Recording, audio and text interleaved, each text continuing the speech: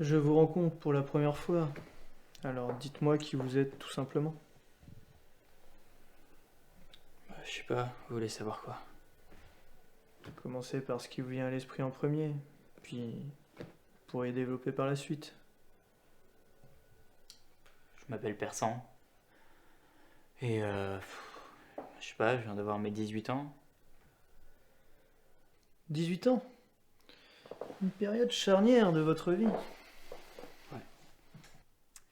Vous savez, on me dit souvent que avant 18 ans, on ne fait que grandir et qu'après on ne fait que vieillir. Je sais pas, j'ai pas du tout cette impression. J'ai l'impression que depuis ma naissance, j'ai fait que vieillir. C'est comme si mon corps était déjà vieux et que mon âme partait en lambeaux. Je sais pas. Si je comprends bien, vieillir serait une sorte de fatalité qui vous effraie.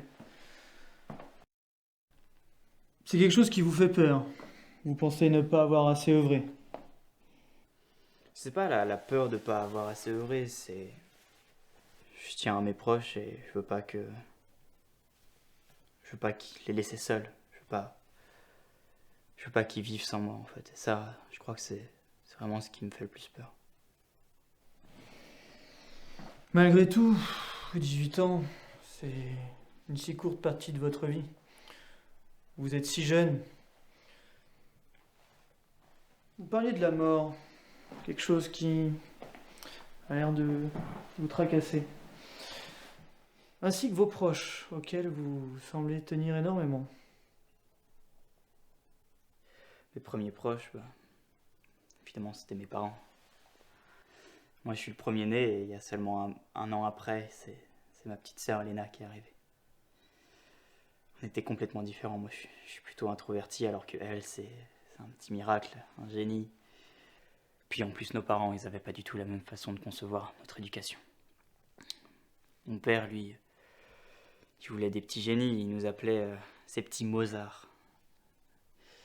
Alors que ma mère, elle voulait juste qu'on aille à notre rythme, que tout se passe comme on le voulait. Intéressant. Puis un jour, mon père, il est parti, évidemment. Puis il a pris Léna avec lui et depuis, on l'a pas revu. Enfin, moi je suis resté avec ma mère pour éponger son chagrin. Et à mes 9 ans, c'est là que il y a le premier mort. J'avais jamais revu mon père depuis et puis je le reverrai plus jamais. En soi, Léna, elle a réussi à rentrer toute seule à la maison. C'est quelque chose d'incroyable. Elle est tellement lucide. C'est complètement le contraire de moi, quoi. Depuis que Léna, elle est revenue, c'était merveilleux. Tout allait bien. Maman, elle remontait la pente. On était tous heureux. Moi, je me sentais protégé. C'était génial. Et après, j'ai eu mon accident au musée, vous savez. C'est dans votre dossier, effectivement. Ma mère, elle est décédée quand j'étais à l'hôpital. Léna, elle a pas voulu me le dire tout de suite parce que c'était déjà suffisamment difficile pour moi, c'est compréhensible, mais j'en ai beaucoup voulu sur le moment et dans le fond, je crois que je lui en veux encore beaucoup aujourd'hui. Mais malgré ça, après on a été placés dans un orphelinat et on a été plus soudés que jamais.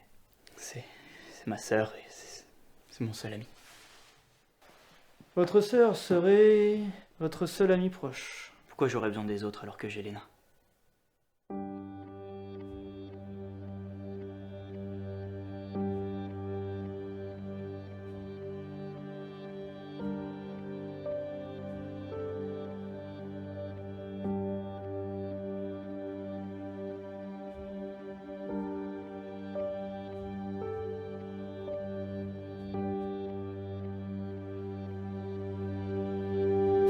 Persan ?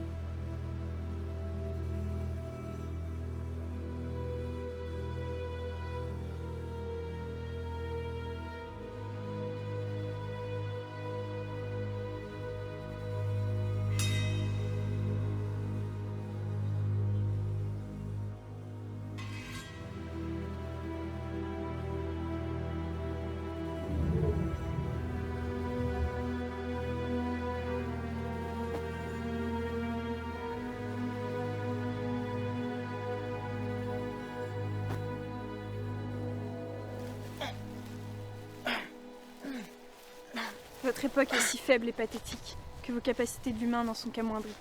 Je me demande comment votre confrérie a déjà pu s'opposer à moi.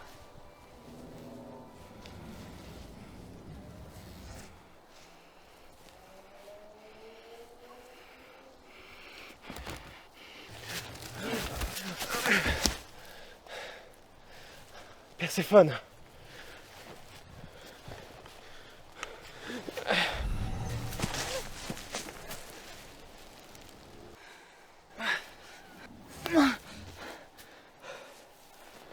Perséphone. Pourquoi? J'ai la ceinture. Mais oui, mais Léna, on est complètement con, on s'est trompé. De quoi? Peu importe la force du gardien, il peut pas utiliser son artefact s'il est pas juste à côté de lui. On a tous pensé que la ceinture, ça augmentait ses pouvoirs. Mais en fait, c'est comme une antenne GPS pour le don. Je te suis pas là. La ceinture, elle augmente juste la portée de l'artefact, pas la force du gardien. Dans ce cas, Perséphone n'a pas du tout trouvé ses pouvoirs.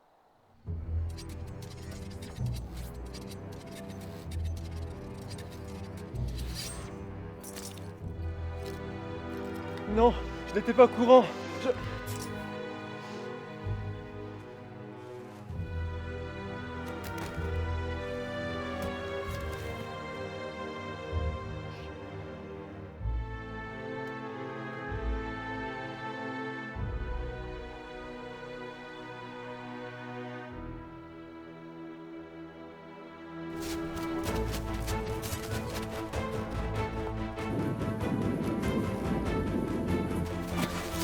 Persan, c'est trop dangereux pour toi ici, Non, faut mais pas que tu restes là. Je vais pas te laisser tout seul.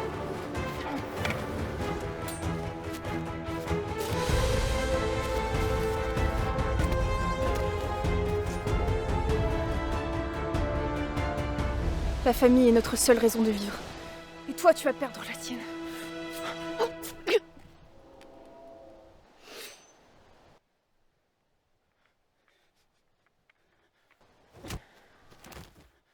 Non! Léna!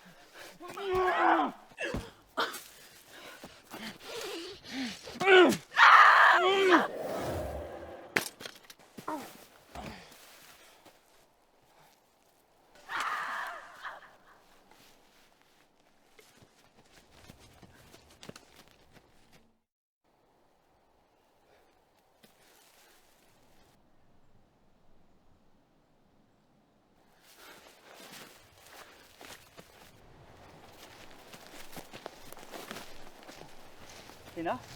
Léna, tu m'entends? Léna! Oh non, non, Léna! Léna! Réveille-toi, je t'en supplie! Léna! Ne me laisse pas tout seul, Léna!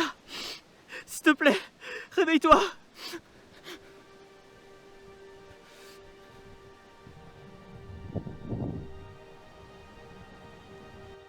Maman?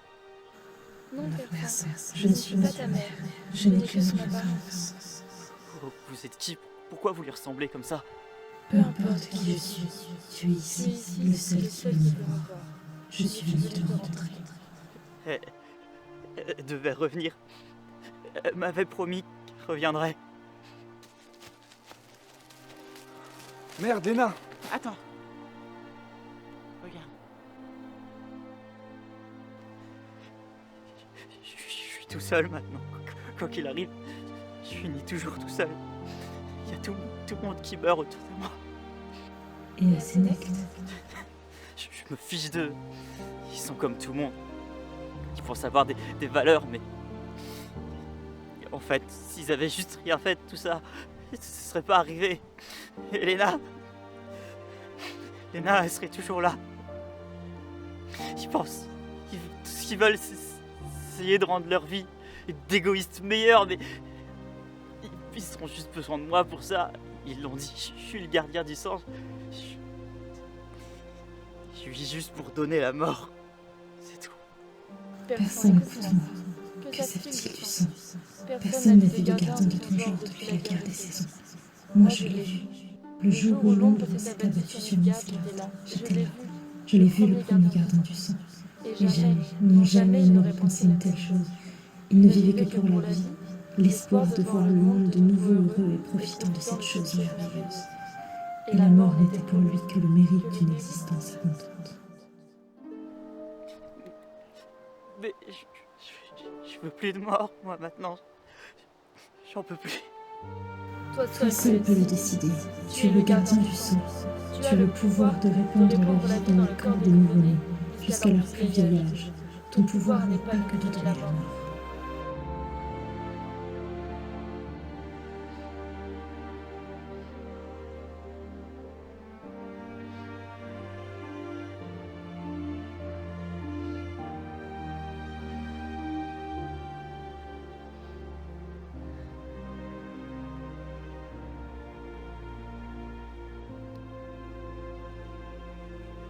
Vous êtes qui?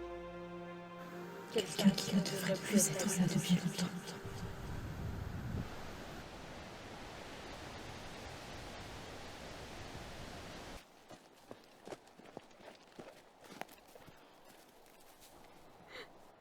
Léna. Je suis tellement désolée, perso.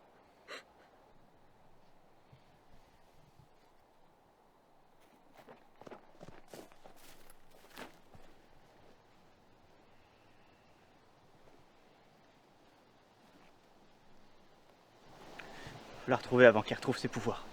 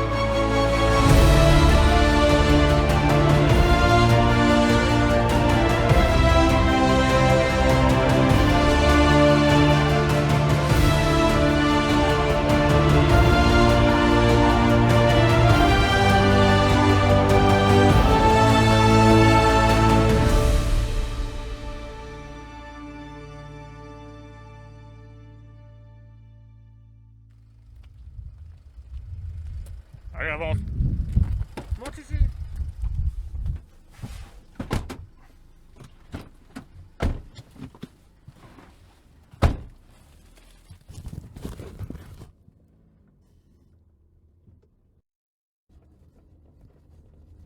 Putain, c'est quoi ça? Oh merde!